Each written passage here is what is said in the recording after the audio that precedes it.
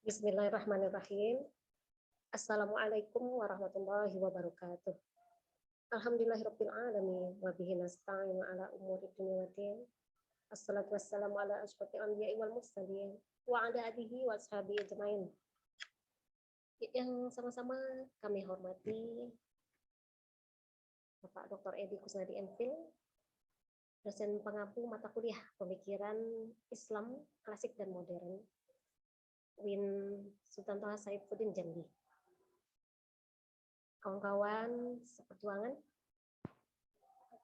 kelas 1B MPI PAI UIN STS Jambi yang kami muliakan. Kami diberikan judul makalah yaitu Modernisasi Pendidikan Islam Muhammad Abduh, Pemikiran serta Pengaruhnya di Indonesia.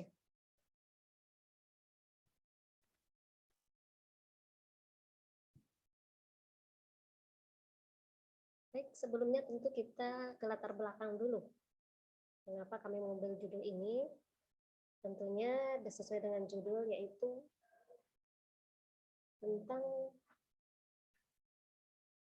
modernisasi pendidikan Islam Muhammad Abduh, pemikiran beliau serta pengaruh dari pemikiran beliau ini di Indonesia.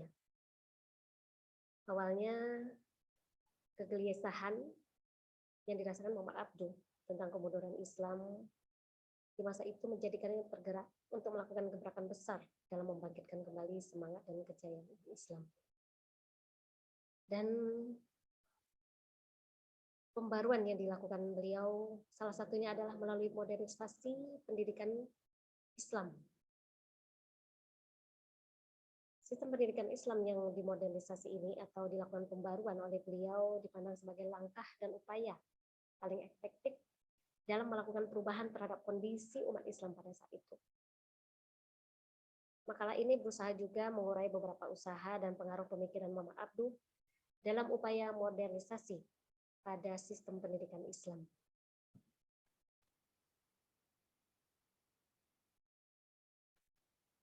Sekilas akan kami sampaikan biografi beliau, yaitu Syekh Muhammad Abduh yang memiliki nama lengkap Muhammad bin Abduh bin Hasan Khairullah,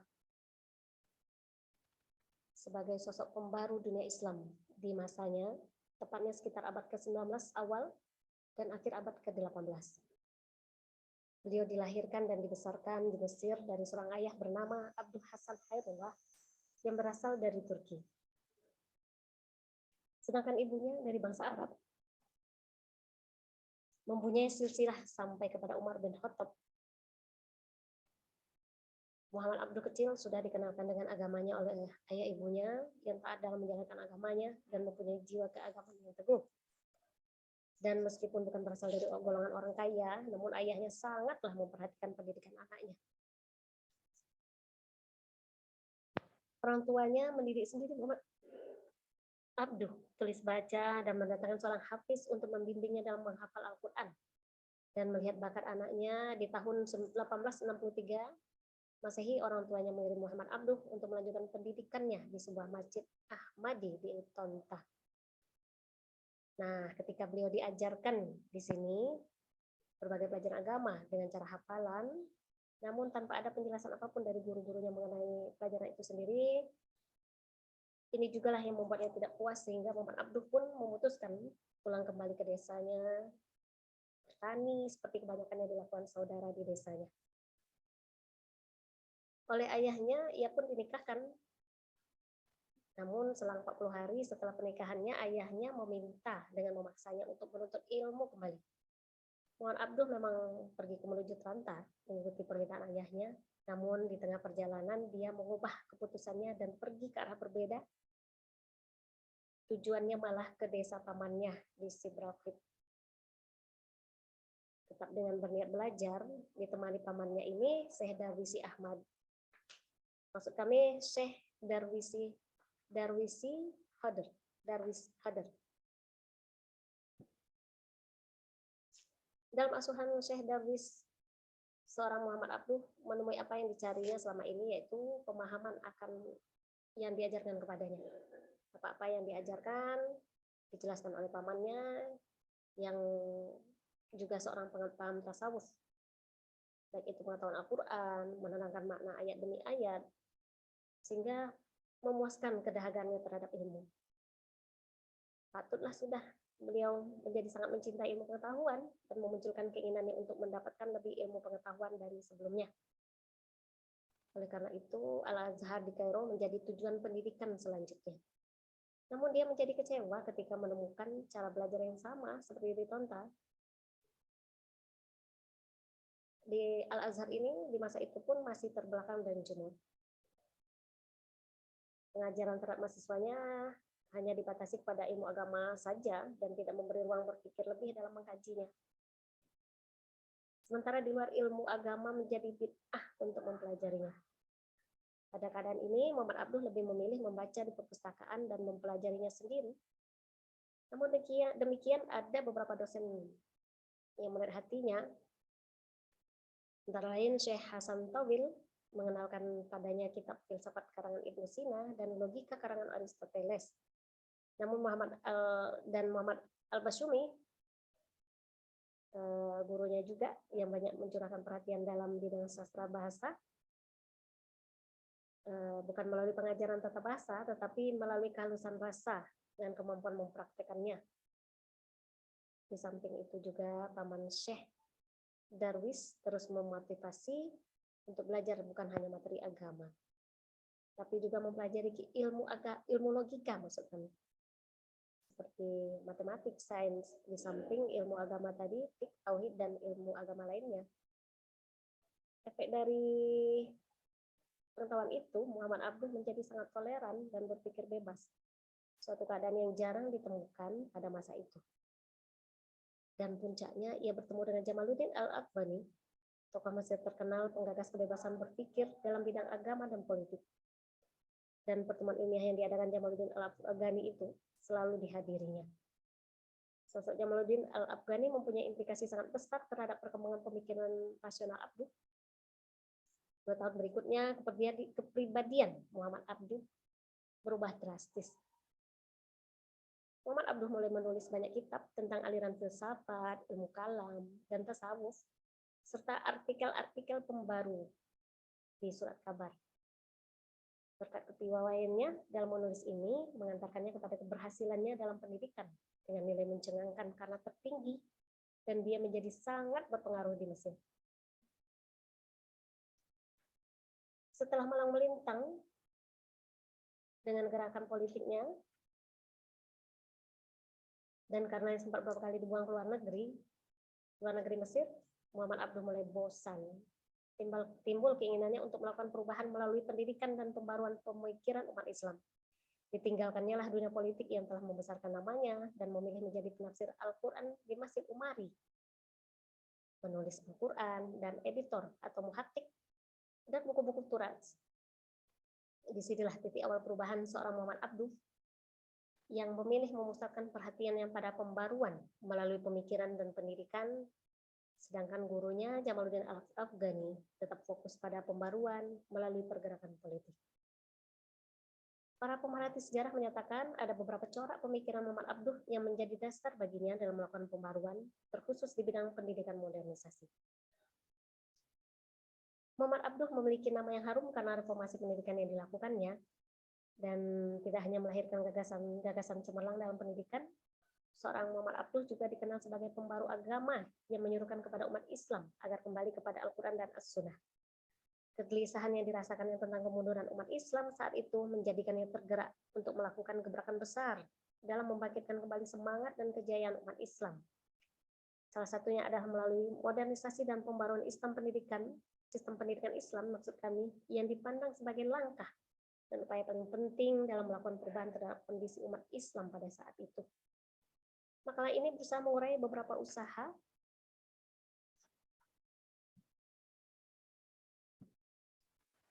dan pengaruh pemikiran Muhammad Abduh dalam upaya modernisasi pada sistem pendidikan Islam.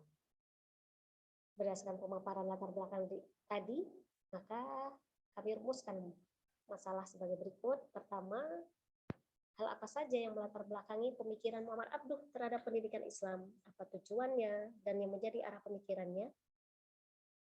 Kedua, modernisasi seperti apa yang dilakukan Muhammad Abduh terhadap pendidikan Islam. Dan yang terakhir, tiga, apa saja pemikiran Muhammad Abduh yang mempengaruhi pendidikan Islam di Indonesia.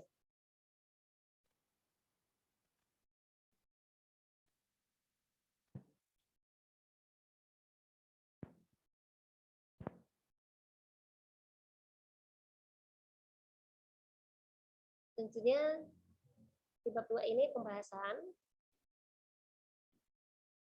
kita akan menggali lebih dalam mengapa latar belakang apa yang menjadi latar belakang pemikiran Muhammad Abduh dalam pendidikan Islam. Salah satu di antaranya yaitu pada saat itu situasi keagamaan masyarakat Mesir yang penuh dengan taklid, bid'ah, dan khurafat serta pemikiran yang statis. Tentunya hal ini mengakibatkan hilangnya tradisi intelektual yang pada intinya ialah kebebasan berpikir. Kondisi demikian pun merupakan pengalaman pribadi beliau dan memunculkan ketidakpuasannya dalam menuntut ilmu. Akibat lainnya dari situasi ini adalah kebodohan dan penderitaan pada wanita yang umumnya tidak diberikan pendidikan. Yang kedua, sistem pendidikan yang berdiri sendiri tanpa mempunyai hubungan satu sama lain. Dan yang terakhir, ketiga, dualisme pendidikan yang memunculkan dua kelas sosial berbeda.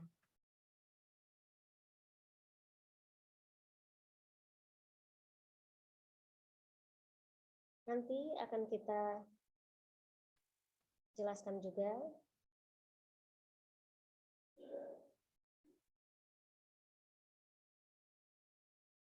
bagaimana sistem pendidikan yang berdiri sendiri dan tanpa mempunyai hubungan satu sama lain.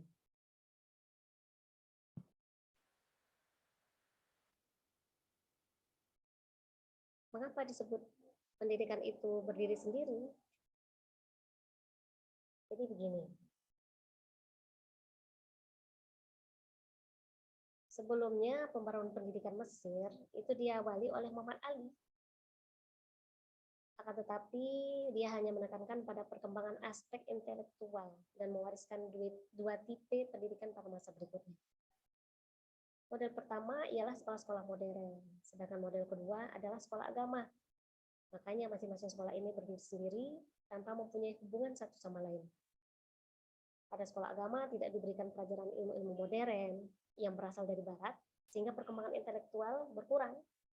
Sedangkan pada sekolah-sekolah yang diselenggarakan oleh pemerintah hanya diberikan ilmu pengetahuan barat tanpa memberikan ilmu agama. Dan apa itu dualisme pendidikan? Nah, pada periode ini pula, periode dari pembaruan yang diawali oleh Muhammad Ali tadi, terdapat dualisme pendidikan sehingga memunculkan dua kelas sosial berbeda. Yang pertama itu adalah sekolah yang menghasilkan ulama dan tokoh masyarakat yang akan menerima perubahan dan mempertahankan tradisi.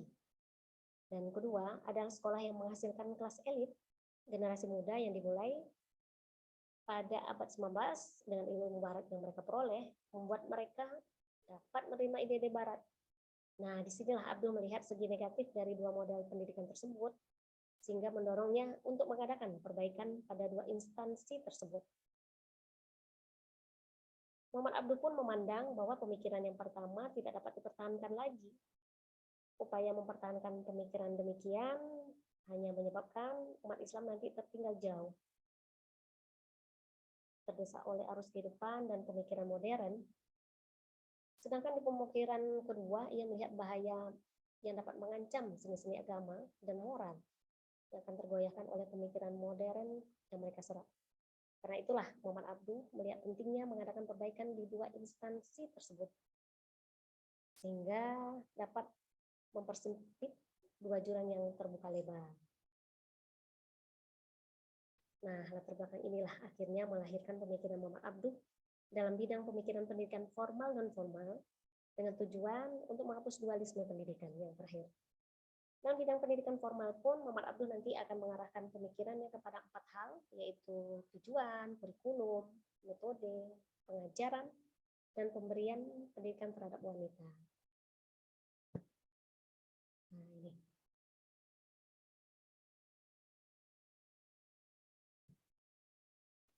Selanjutnya, organisasi pendidikan Islam, Muhammad Abdul. Peradaban modern itu ditandai oleh dua ciri utama, yaitu rasionalisasi, cara berpikir rasional, dan teknikalisasi, cara bertindak secara teknis mekanis. Sedangkan menurut bahasa Indonesia, kata modern berarti pembaruan. Dan di negara barat, modernisasi berarti pikiran, aliran, gerakan, dan usaha-usaha untuk mengubah paham-paham, adat, dan institusi lama, agar semua itu menjadi sesuai dengan pendapat-pendapat dan keadaan-keadaan baru yang ditemukan oleh ilmu pengetahuan dan teknologi modern. Kalimat ini sangat bagus sekali, kami rasa. Adanya modernisasi akan selalu beriringan dengan kemajuan ilmu pengetahuan dan teknologi. Artinya kedua unsur ini akan saling mendukung satu sama lain. Di sini juga kita akan menjabarkan dari pengertian modern itu. Modernisme, yaitu pandangan atau metode modern, khususnya kecenderungan untuk menyesuaikan tradisi dan keyakinan agama agar harmonis dengan pemikiran modern. Menurut Kamus Webster, gerakan untuk mengadaptasi agama kepada pemikiran modern, khususnya untuk mengurangi elemen supranatural yang dianggap tradisional.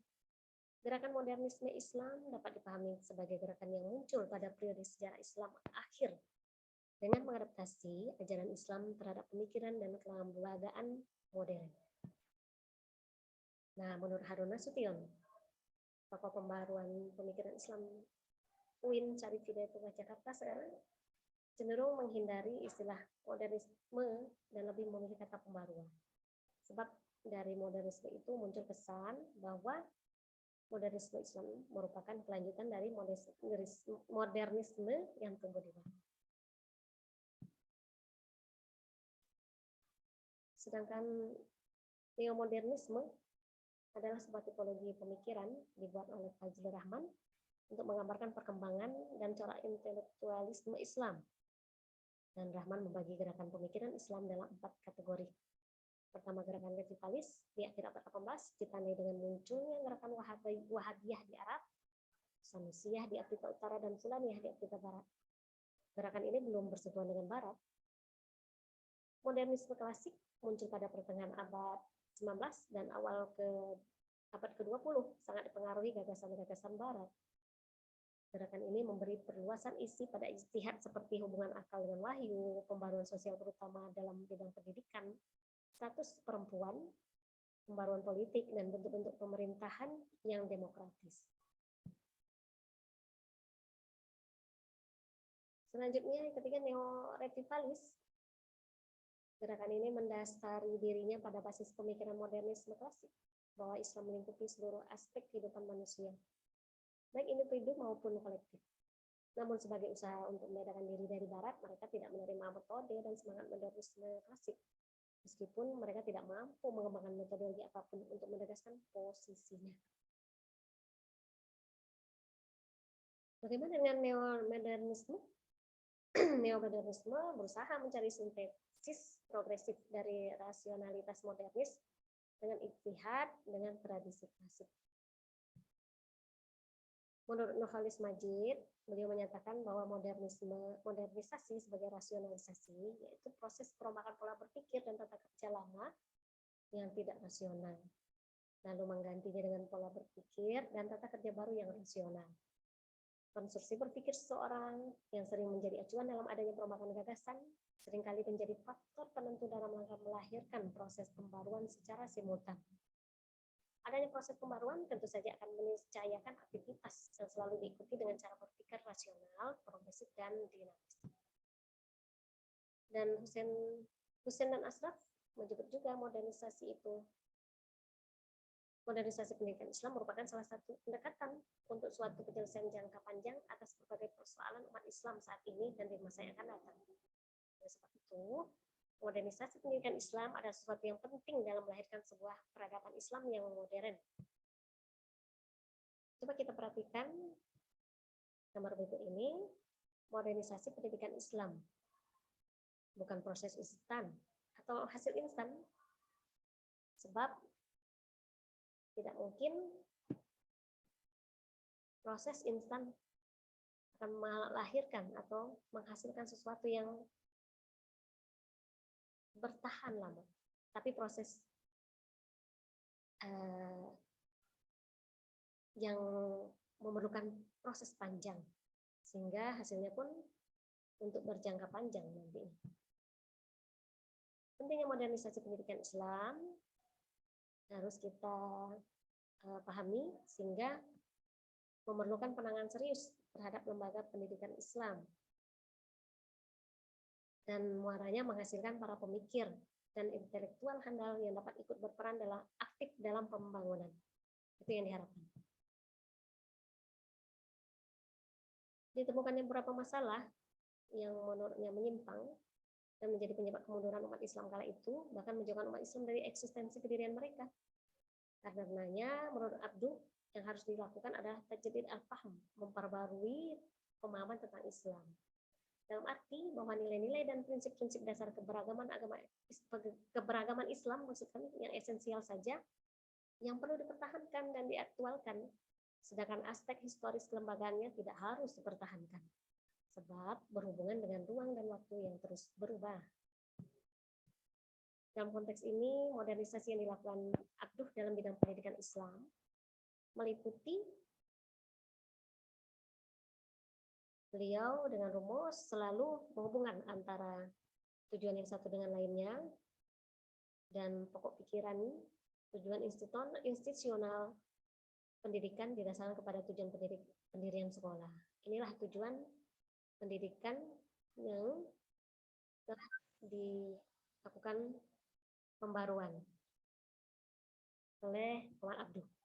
Yang kedua, kurikulum pendidikan. Menurut beliau, pelajaran agama hendaknya dijadikan sebagai inti semua mata pelajaran.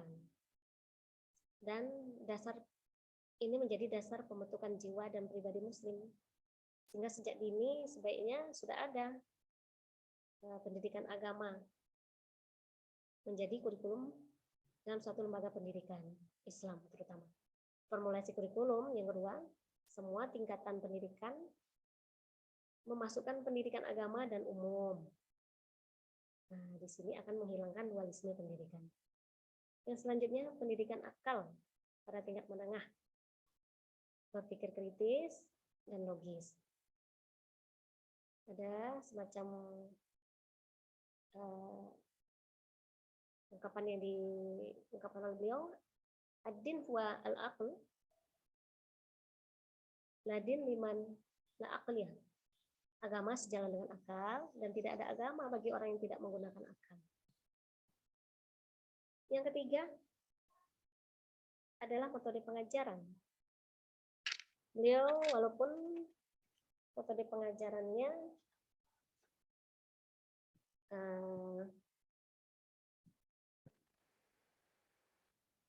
pada metode pengajaran ini ada dua aspek metodologi pendidikan yang dibicarakan oleh Muhammad Abduh, yaitu metodologi dalam bentuk mikro atau metode mengajar, dan bentuk makro atau metodologi itu sebagai satu sistem. Metode mengajar sangat berkaitan erat dengan tujuan pendidikan, dan sehingga hal ini sangat penting untuk diperhatikan oleh guru. Yang ditawarkan oleh Muhammad Abduh ada beberapa metode, itu metode pemahaman konsep. Jadi mengajar dengan cara menjelaskan maksud teks buku yang dibaca, sehingga anak didik memahami maksud yang dipelajarinya dan tidak merasa bosan akhirnya untuk belajar. Yang kedua, metode tanya jawab. Guru memberikan kesempatan pada anak didik untuk bertanya, dan metode ini memupuk keberanian anak didik untuk mengungkapkan pendapat dan membantah pendapat orang lain jika tidak sesuai dengan pendapatnya. Yang ketiga, metode latihan dan pengalaman. Menurutnya, anak didik perlu dilatih untuk beribadah. Bahkan bila perlu, guru harus memperagakannya. Sebagai contoh pelaksanaan ibadah sholat. Yang keempat, metode keteladanan. Ini dimaksudkan sebagai upaya penanaman nilai-nilai moral pada guru, agar perbuatan mereka dapat dijadikan panutan bagi anak didik. Dan pada hal ini, Muhammad Abduh menekankan kepala sekolah dan guru adalah orang yang melaksanakan ajaran agama tersebut dalam kehidupan sehari-hari, baik dalam hubungannya dengan Allah maupun sesama makhluk. Yang kelima, metode cerita. Tujuannya untuk membangkitkan semangat, memberikan dorongan psikologis pada anak didik. Jadi diceritakanlah materi sejarah tentang kisah-kisah perjalanan dan perjalanan Nabi, sahabat, tabi'in, dan ulama-ulama terdahulu. Dalam bidang metode pengajaran, Muhammad Abduh mengkritik dengan tajam penerapan metode hafalan tanpa pemahaman mendalam. Pada umumnya ini diterapkan di sekolah-sekolah saat itu, terutama sekolah agama. Sebab menurut beliau, ini hanya akan merusak daya nalar seseorang. Sehingga beliau lebih menekankan metode diskusi atau munadharah dan muzakarah untuk memberikan pengertian mendalam kepada pelajar sehingga nantinya pelajar memiliki daya nalar dan analisis yang tajam. Dengan begitu para pelajar akan memiliki kredibilitas dalam mempelajari suatu ilmu pengetahuan, terutama agama, sehingga mereka tidak hanya sekedar melakukan taklid semata dalam melakukan sesuatu, akan tetapi juga memahami betul dasar dari seluruh amal yang dilakukan. Kedua, metodologi pendidikan makro sebagai suatu sistem, suatu kesatuan organisasi yang dinamis di mana satu sama lain saling mempengaruhi. Sekolah ini merupakan lembaga pendidikan yang suatu organisasi juga terdiri dari individu-individu bekerja sama dan saling membutuhkan. Dan biasanya terdiri dari pemimpin atau kepala sekolah beranggotakan para guru dan tenaga administrasi.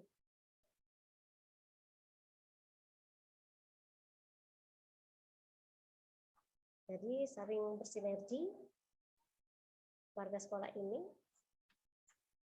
tentunya dalam rangka mencapai tujuan pendidikan. Yang terakhir, pendidikan bagi kaum wanita. Quran Surah Al-Baqarah 228 menjadi pedoman bagi beliau. Kami menukilkan sedikit, yaitu lelaki dan wanita mendapat hak yang sama dari Allah. Dan kedua, mensejajarkan lelaki dan wanita dalam hal mendapatkan keampunan dan pahala yang diberikan Allah atas perbuatan yang sama. Quran Surat Al-Ahzab ayat 35. Jadi menurut beliau, wanita haruslah mendapat pendidikan yang sama dengan lelaki. Karena mereka sama-sama mendapat hak yang sama dari Allah Subhanahu wa Ta'ala. Dan demikian pula dalam pandangan Muhammad Abduh, ayat-ayat mensejajar ayat-ayat yang kita sebutkan tadi dari Quran Surat Al-Ahzab ayat 35, bahwa lelaki dan wanita dalam hal mendapat ampunan dan pahala itu yang diberikan Allah atas perbuatan yang sama, baik dalam hal yang bersifat keduniaan maupun dalam hal agama. Posisinya harus sama, sehingga maksud kami keampunan dan pahala itu diberikan Allah atas perbuatan yang sama, begitu. Dan dari sini Muhammad Abduh bertolak bahwa wanita berhak mendapatkan pendidikan seperti hak yang didapatkan lelaki. Wanita, kata beliau, harus dilepaskan dari rantai kebodohan. Dan yang demikian hanya mungkin dengan memberi mereka pendidikan.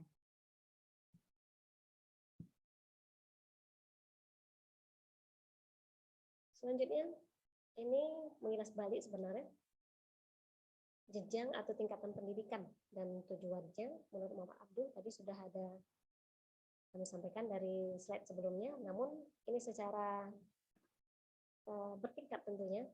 Tingkat pertama adalah tingkat dasar muktadin, yang tujuan institusionalnya adalah pemberantasan buta huruf dan bisa berhitung. Di samping juga sudah mempunyai dasar-dasar ilmu pengetahuan agama yang kuat dan dapat pula mengamalkan pokok-pokok ajaran agama sesuai dengan kemampuan intelektualnya. Yang kedua, tingkat menengah, Tabaqat al-Wusta, tujuannya untuk mendidik anak agar mereka dapat bekerja sebagai pegawai pemerintah, baik sipil maupun militer. Dan mereka diharapkan oleh negara untuk menjadi orang-orang yang dapat dipercaya dan bertanggung jawab terhadap tugas-tugas yang dibebankan kepadanya. Dan lulusan tingkat ini diharapkan dapat mendahulukan kepentingan dan kemaslahatan umum di samping kepentingan mereka sendiri, serta berusaha untuk mewujudkan masyarakat sejahtera. Yang ketiga, tingkat tinggi atau tabaqat al-ulya. Tujuannya adalah untuk mencetak tenaga guru dan pemimpin-pemimpin masyarakat yang berkualitas. Mereka yang telah berhasil menyelesaikan studinya di sekolah tingkat tinggi ini diharapkan dapat menjadi guru untuk seluruh jenjang pendidikan. Dan selain menjadi guru, mereka juga diharapkan dapat membina kesejahteraan masyarakat. Wah, luar biasa. Ini juga kita sediakan slide-nya, kurikulum pendidikan Islam Muhammad Abduh. Jadi tingkat dasar juga, mulainya mubtadi'in, membaca, menulis, berhitung, dan pelajaran agama dengan materi akidah, fikih, akhlak, serta sejarah Islam. Sedangkan tingkat menengah tabaqat al-wusta, ilmu logika, tan al-mantiq, dasar penalaran, al-usul al-nazari, akidah yang dibuktikan dengan dalil, qat'i maupun zanni, fikih, akhlak, sejarah Islam, dan ilmu debat atau diskusi, adab al-jadah. Terakhir tingkat tinggi tabaqat al-ulya, tafsir, hadis, bahasa Arab dengan segala cabangnya, akhlak dengan pembahasan yang rinci, sejarah Islam, retorika, dan dasar-dasar berdiskusi, dan ilmu kalam. Ini yang tadi sempat kami singgung mengenai metodologi bentuk mikro, metode pengajaran, dan metodologi bentuk makro sebagai suatu sistem. Jadi beliau membaginya dua. Kalau metode tadi ada pemahaman konsep, tanya jawab, latihan, dan pengalaman keteladan dan cerita. Dia juga mengkritik pada metode hafalan, lebih menekankan metode diskusi dan muzakarah. Sedangkan metodologi sebagai bentuk dalam bentuk makro itu sebagai suatu sistem. Tadi juga kita jelaskan. Jadi unsur yang tidak kalah penting dan turut bertanggung jawab terhadap pendidikan adalah orang tua, masyarakat, dan juga pemerintah. Jika tidak ada kerjasama antara unsur di atas, maka niscaya tujuan pendidikan tidak akan terwujud. Bagaimana dengan pendidikan bagi kaum wanita? Sudah kita sampaikan juga Quran surat Al-Baqarah ayat 228 dan Quran surat Al-Ahzab.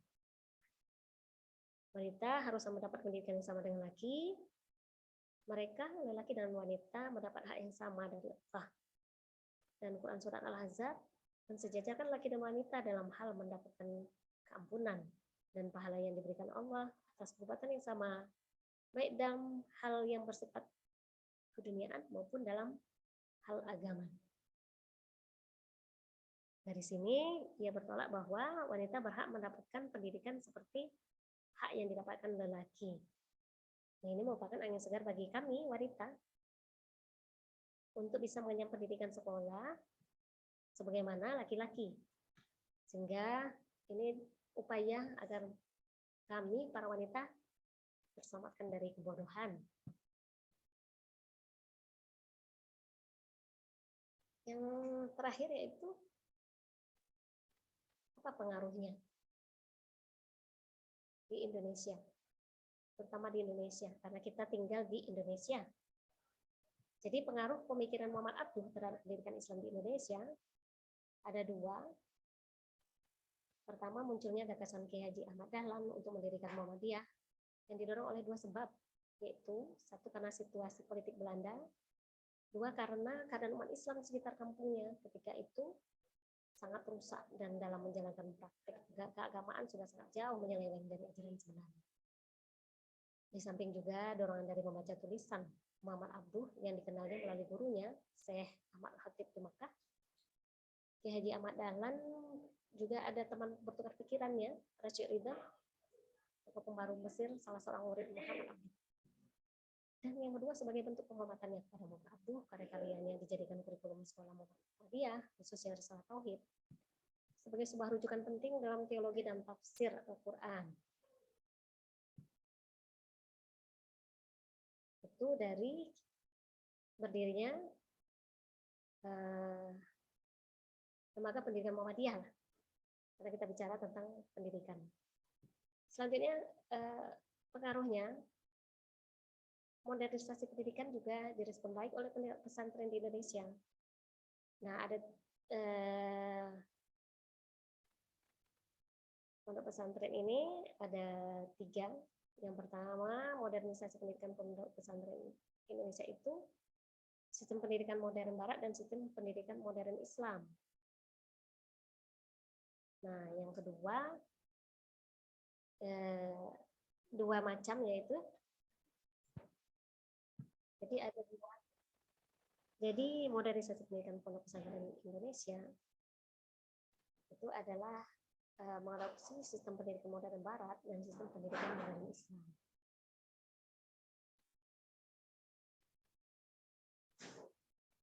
Yang diusung oleh modernis, ditanggapi beragam ya. 2 sistem pendidikan ini oleh pesantren bahkan menjadikannya kekhasan. Ada 2 model. Pertama, adopsi hampir seluruhan sistem dan lembaga pendidikan modern menjadi pondok modern. Dan kedua, adopsi aspek-aspek tertentu dari sistem pendidikan modern, khususnya dalam kandungan kurikulum, teknik, dan metode pengajaran, memodernkan pondok pesantren tradisional.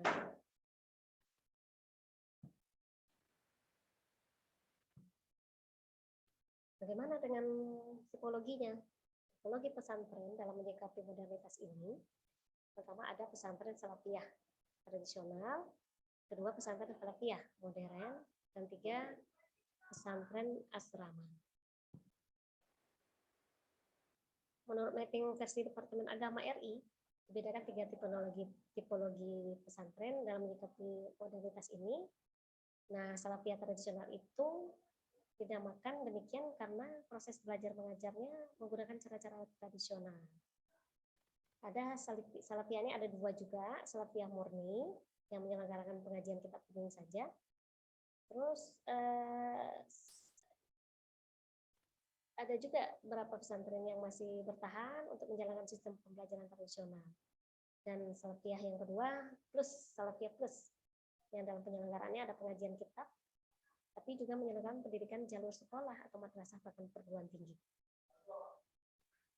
Kedua pesantren salafiyah modern, untuk tipologi ini pesantren melaksanakan proses belajar mengajarnya sudah menggunakan sistem klasikal, memiliki kurikulum tetap dan ada batasan umur dan batas waktu. Adapun kurikulumnya ada yang berafiliasi kepada Departemen Agama seperti madrasah, Departemen Pendidikan seperti sekolah, dan ada penggunaan kurikulum sendiri seperti pondok pesantren kontor serta penggunaan kurikulum gabungan. Dan ketiga, pesantren asrama. Artinya, santri bertempat tinggal di pondok pesantren, akan tetapi belajar atau bersekolah di luar pondok pesantren. Dan kiai berperan sebagai pengawas dan pembina mental para santri melalui pengajian dan majelis taklim. Selanjutnya ke bab 3 ini penutup. Jadi dapat diambil kesimpulan bahwa Muhammad Abduh seorang pembaru pendidikan memodifikasi pendidikan dengan pemikirannya sehingga berdampak luas terhadap pendidikan dunia. Ia memadukan 2 institusi pendidikan berbeda setelah dilakukan perbaikan pada keduanya. Dan selanjutnya dualisme pendidikan pun dapat dihapus. Muhammad Abduh sang pembaru dengan ide cemerlang dan briliannya ikut mewarnai pergerakan perjuangan di Indonesia. Ahmad Dahlan mendirikan Muhammadiyah terinspirasi dari pemikiran seorang Muhammad Abduh. Pun pondok pesantren sebagai lembaga pendidikan tradisional Indonesia merespon baik modernisasi dalam penyelenggaraan pendidikannya. Upaya ini dilakukan dalam rangka memberikan proses belajar yang tepat untuk peserta didik sehingga tujuan pendidikan dapat tercapai seperti yang diharapkan. Nah, saran kami mengakui bahwa perlu banyak perbaikan di sana sini. Kami berkeinginan para pembaca atau yang mendengarkan dapat mengkritisi dan memberi saran bersifat membangun untuk kesempurnaan makalah ini. Ini daftar pustaka yang kami gunakan. Ada beberapa. Demikian sajalah yang dapat kami sampaikan. Akhirul kalam. Terima kasih saya pribadi kepada dosen pengampu kami pada mata kuliah pemikiran Islam klasik dan modern ini. Bapak Dr. Edi Kusnadi Entil, dan teman-teman yang lain telah mensupport. Akhirul kalam. Wassalamualaikum warahmatullahi wabarakatuh.